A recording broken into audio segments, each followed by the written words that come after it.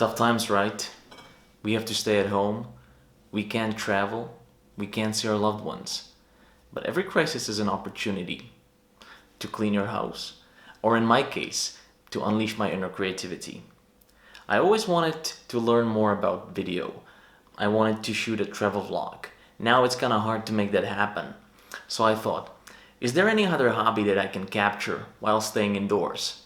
And I realized, I like whiskey, and recently I've been getting quite serious about it. So let's travel in spirit, and let's take a look at the 5 main regions where Scotch whiskey is being distilled.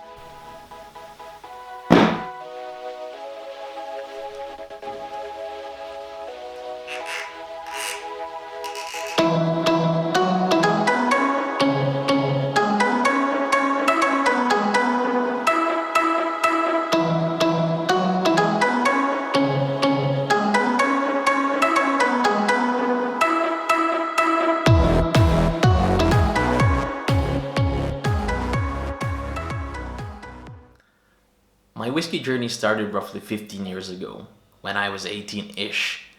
I had already tried Johnny Walker, Tullamore Dew.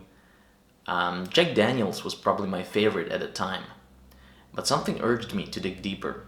I remember that I bought Michael Jackson's complete guide to single malt Scotch whiskey that year for my dad as a Christmas present.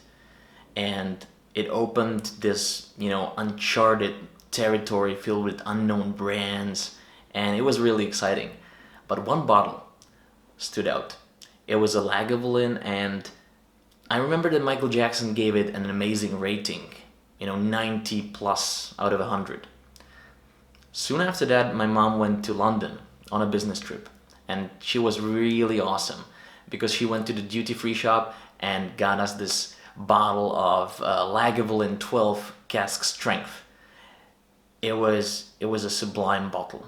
Nothing could really come close to that for a long time. Then we kind of started experimenting. I wanted to try different brands.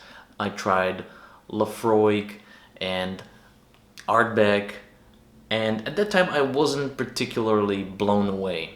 So we kind of settled for something cheaper, Usually we would go for Highland Park 12, back then when it was still good, or Talisker 10, which is still probably one of my favorites. But recently I stumbled upon 2 YouTube channels that made me want to explore a bit more. And I was also kind of lucky that I bought this bottle of Aaron 10, and I was blown away because I thought, that I wouldn't be able to find anything, in the realm of whiskey that would surprise me, but this bottle did. And I came up with an idea. I want to build a small whiskey collection. 5 bottles, 1 region each. So we're gonna start in the Highland region because it's the biggest region by area, and I have realized that I have never had a proper Highland whiskey before. And marketing is partly to blame for that because, some of the Speyside whiskies have Highland single malt Scotch written on the label. So it's kind of misleading, but I can say that I have never had a proper Highlander before.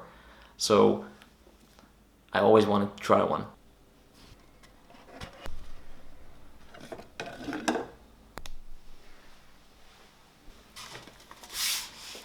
So this Glendronach 12 was matured in a combination of PX and Oloroso sherry casks. It's non-chill filtered, and no artificial colors were added, so it already ticks all the right boxes for me. It's bottled at 43% ABV. I would have preferred 46 or thereabouts, but I still believe that this should be a hell of a good dram. So let's pour some. So I poured myself a dram of the Glendronach. As you can see, I'm using my Aaron nosing glass. I just love Aaron whiskey, and I currently have no other nosing glasses here available, so I'm using this one. So I'm gonna try the nose.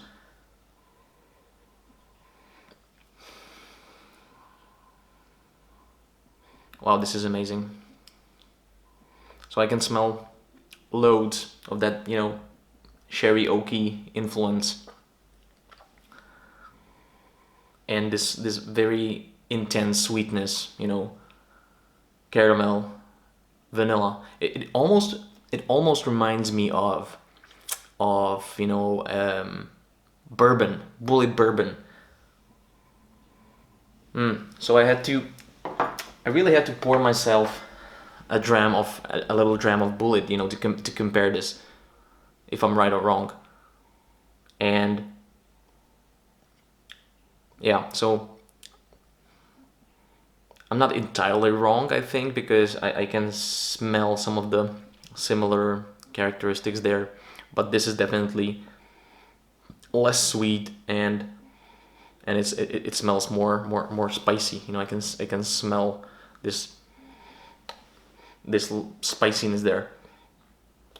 But this oaky woodiness is present here as well. All right, so I'm gonna try to take a sip.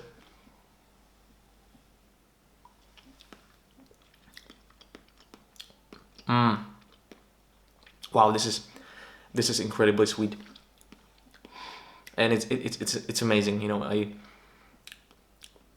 I fell instantly in love with this one.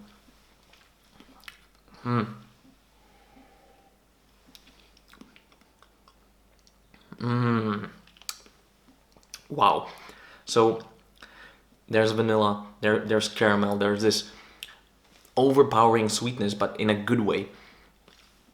It covers your entire palate, and it has a very long finish. So this Glendronach for me is a perfect dessert whiskey. You know, after a good meal, you go for this instead of a cake. It will probably, you know, help you to keep in shape. Um, it's amazing.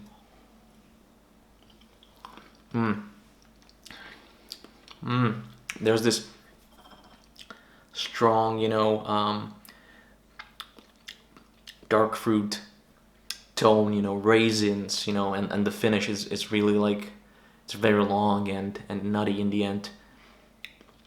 I really like how it stays with you, you know. I don't really like the watery whiskeys where you take a sip and after a while you don't feel anything, you know.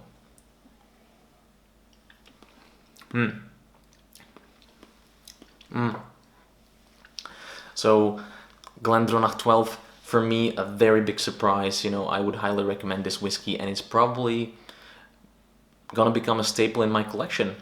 In order to keep this under 10 minutes, I'm gonna wrap this up, and in the next part we're gonna move to Campbelltown. Stay safe, have a great day, and see you next time.